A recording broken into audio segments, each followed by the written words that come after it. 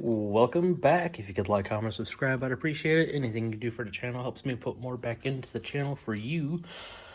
That being said, it's been a little bit since we've been in the garage. Not really for any good reason, just haven't had the gumption to come out here and do anything. What I did last, and entirely off camera for somewhat obvious reasons, was I actually went through and pressure washed and degreased all parts of the engine block, except for, of course, the eccentric shaft. But now the housings are looking really reflective. I shouldn't have done that. Now I gotta clean that off with alcohol. Needed to do that before I assemble the engine anyway. Let's take this and put it down here on its side. It's odd to touch this and not immediately get dirty. It's taking me a minute, but you can actually see how dry this is and clean it looks now. I was able to get into the channel. I still need to get in here a little bit more with a pick tool. There's that one.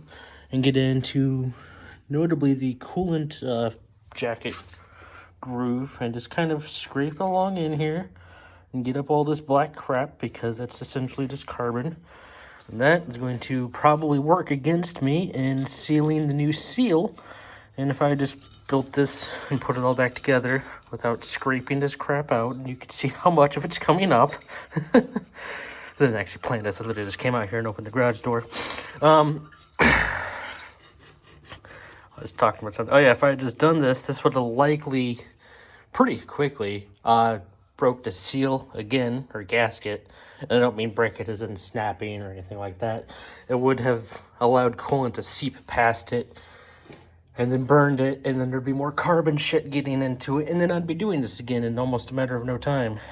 And considering I'm going to get this working nicely and then sell it, I don't want to screw over whoever's going to get it after me. So, here we are cleaning out all of this shit. I think I can actually zoom in. There we go. Oh, look at that. Now you can see all the flaky pieces of carbon that are coming up. I'm going to do both sides of the groove. That way I make sure I get enough of it. I thought I already did this. I think I did, but I just didn't do it well enough. So, now I'm going to destroy my eardrums. I'm hoping that's not coming across on camera because that is loud and nails on chalkboardy. But do a little bit of this all around, clean it out, do it again, clean it out. Pretty much do it until I stop getting black flaky shit coming out of the groove, and should be golden. Then I'm gonna flip it over and do it again. I don't really have to do it on the outer one because there's no combustion happening on the outer one, thankfully. But I will have to do it on the other rotor housing. The irons are good because they don't actually have a groove. That might actually hurt the design of the engine. I'm not entirely sure. Imagine it was grooved on both sides and the gasket was wider. It might have actually helped seal better. Who knows? Certainly the Mazda engineers probably didn't bother to look into that one.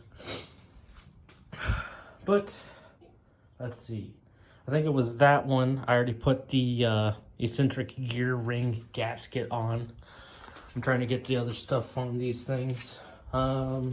The one that's going to be really complicated and I'm going to have to remember to do a lot is the front plate that goes on the front iron, because that one's got the water pump and the front main seal. I did do the rear main seal, which is, yeah, that one's in that one, right? Or is it this one? No, it's this one. That's the rear plate, right? Yep, bunch of holes. Like I said, it's been a minute. I should have done this when it was a little bit warmer, but it's only a brisk 43. There's a crusty spot. Yeah, this isn't really pleasant to listen to, but it's necessary to be done.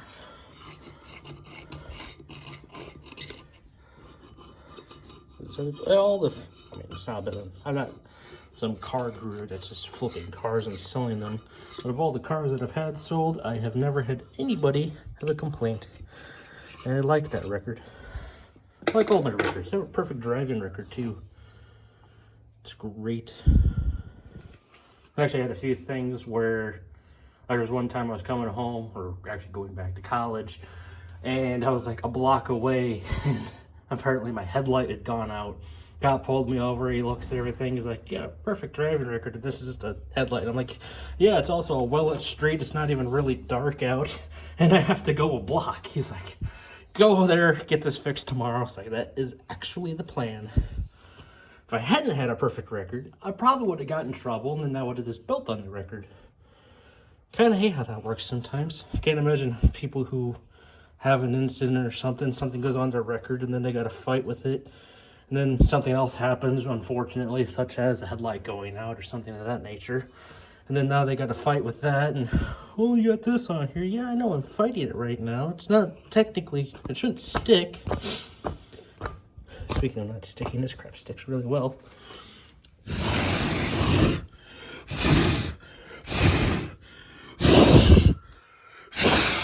doesn't work very well when you have asthma. I can't really blow shit out of here. Let's take a look in this. Scraping the pick along there, and it didn't really grab any of that, so I'm not going to be able to clean that much better. Went through here, got all the silicone out of the channel. Basically, it's just unfortunate how sometimes the system seems to be rigged against people who are unfortunate and unlucky. Shit we all know nobody really cares to talk about because nobody does anything about it. Anyway, so yeah, go through here, clean this stuff up, clean out the next one. And then after that, this is ready to go. All the gaskets go onto the housings and not onto the irons, aside from the ring gaskets. So I should be able to put the first coolant gaskets on here. They remember to aim the camera. As well as the dowel pin gasket for the oil channel. And then I can put this one on. Yippee.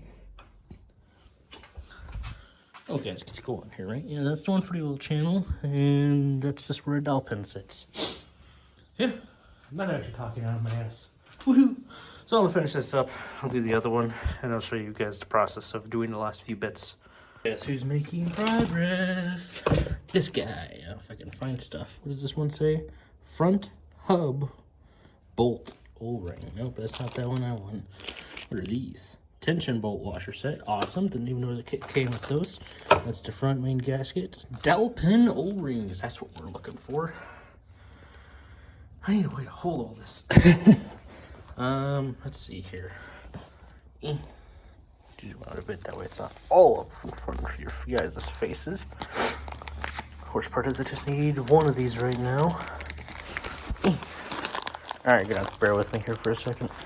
There we go, got that one. Gonna put that back into the oil pan, which I'm using as a convenient table, and cleaned up very nicely.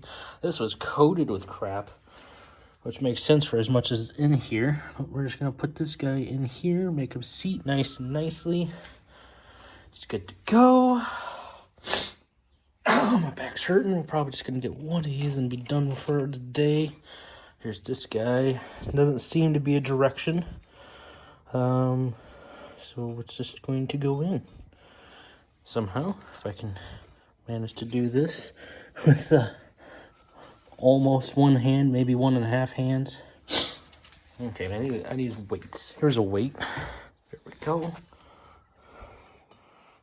Try to gently coerce this weird, rather stiff ring in here. I thought this was supposed to be more rubbery than anything. Okay, I'm starting to realize why a lot of people use Hylamar or some kind of glue tack to hold this thing in. Because it's kind of being a dick right now.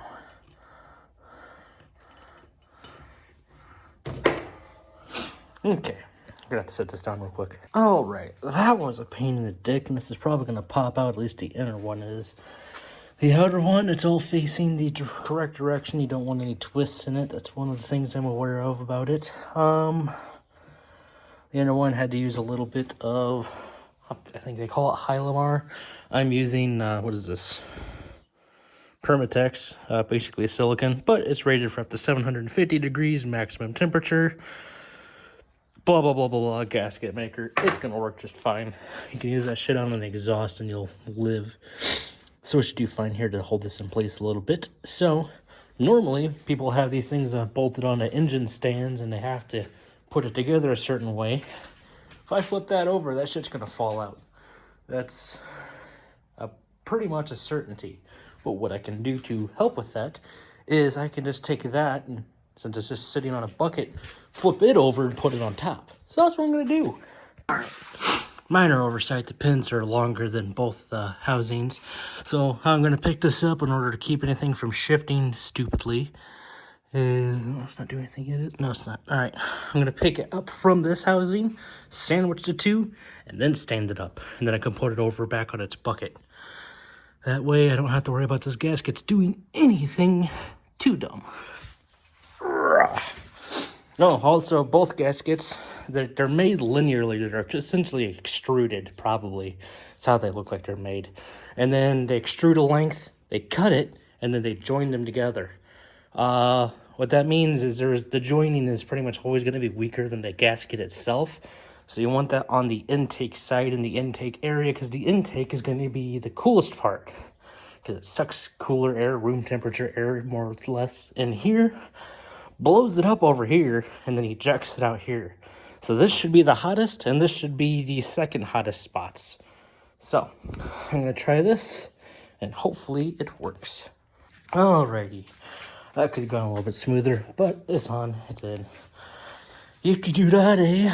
Channels are clean. This one will be easier, because I can just put the gaskets in here, and then put the next iron on. After I get the rotor in there, set up and ready to go. Fun times breathing. Anyway, let's get some light up in here. See a little bit of the gasket maker shining through, and this isn't completely cinched down yet, but it is basically there. So I'm probably gonna clean this face up a bit. You can see I ended up getting some dirt in here, unfortunately. And then before I put the rotor in there, I do need to thoroughly clean that. I don't need to like degrease it by any means, because obviously oil is going to get in there. The engine injects oil directly. That's the whole point of it.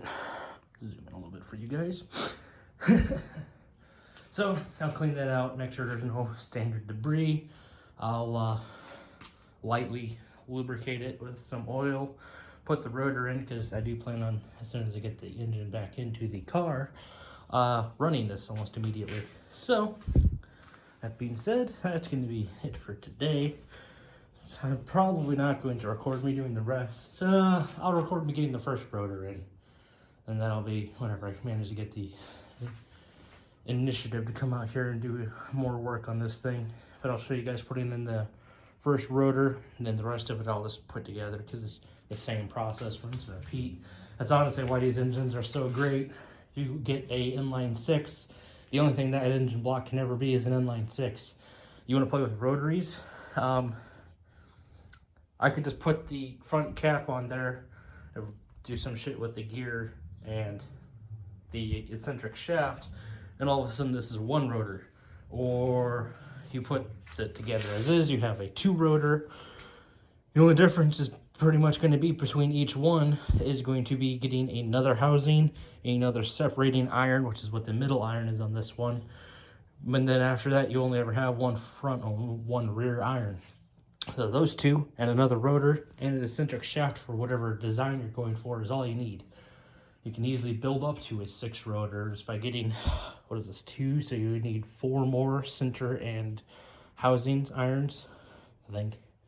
Maybe 1 less center iron. I'm not entirely sure about that one. Ow. Anyway, you know, associated hardware, gaskets, seals, figuring out your entire manifold system, but you get the idea. Now, I do hear a lot of people trying to say, what is it?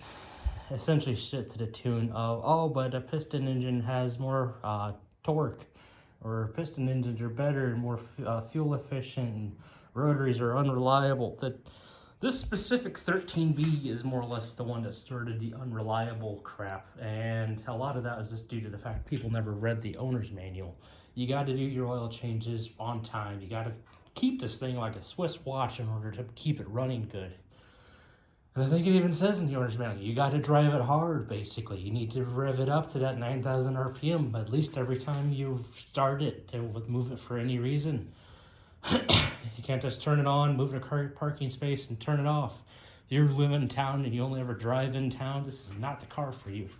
I live in a kind of a rural area, so when I get my next job, it's going to be probably at least a 10-minute drive one way.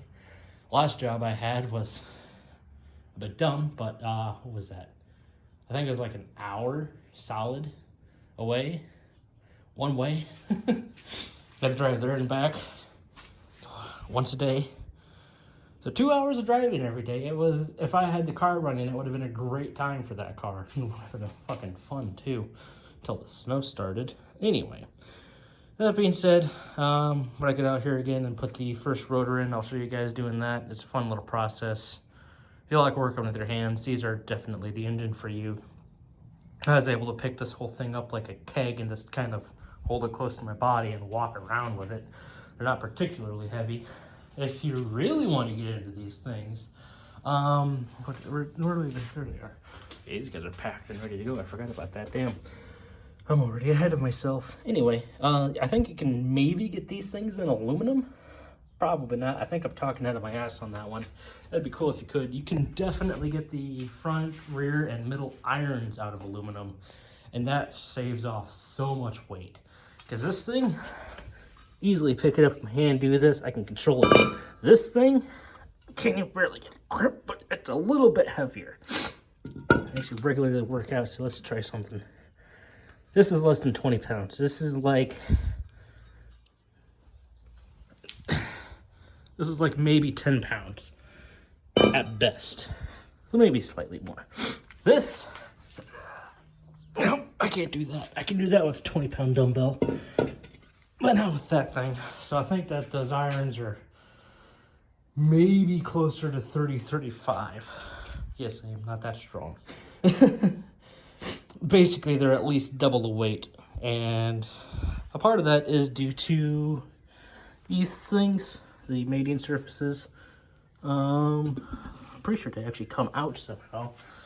I haven't really looked at them that intensely, but yeah, they're supposed to be coated in, I think, chromium to help with lubricity and wear and shit. And they put those inserts still into the aluminum irons, which I'm just going to call them irons so you guys can correlate what's what. But that way it still helps with the wear, but it still shaves off a bunch of weight so that they weigh almost the same. Anyway, I could sit here and talk about this all day. It's not what you guys came for. So I will see you next time. If you could like, comment, or subscribe, please do so. Anything you do for the channel helps me put more back into the channel for you. You have a good one. See you later.